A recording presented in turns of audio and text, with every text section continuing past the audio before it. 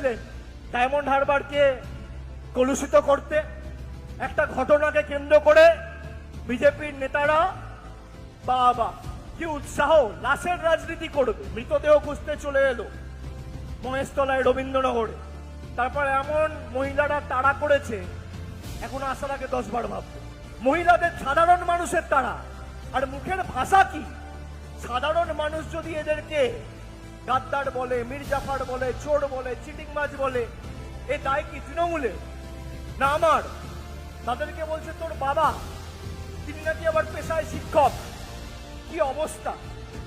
সঙ্গে সঙ্গে বিজেপির রাজ্য সভাপতি সুকান্ত মজুমদার, তাকে কেন বজবজে আটকানো হয়েছে? 3 ঘন্টার মধ্যে 2টো চিঠি পাঠিয়ে দিলেন। একটা পাঠিয়ে দিলেন লোকসভার স্পিকার, আর একটা পাঠিয়ে দিলেন দেশের স্বরাষ্ট্রমন্ত্রী। 3 ঘন্টার মধ্যে। আচ্ছা, 5 বছর ধরে গরিব মানুষের টাকা বন্ধ, 100 দিনের টাকা বন্ধ। কটা চিঠি পাঠিয়েছে? কটা চিঠি পাঠিয়েছে? আপনাকে মানুষ চোর বলছে, আপনি চিঠি পাঠাচ্ছেন আপনার দিল্লির পিতামহকে। আর গরিব মানুষের যে হাজার হাজার কোটি টাকা আপনারা আটকে রেখে দিয়েছেন, সেবার কটা চিঠি পাঠিয়েছেন?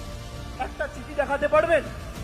দেখাতে পারবেন যে আপনি 2019 থেকে 24 আর 24 থেকে 25, প্রায় 6 বছর সাংসদ, গরিব মানুষের 100 দিনের টাকা কেন বন্ধ বা আবাসের টাকা কেন বন্ধ, একটা চিঠি পাঠিয়েছেন?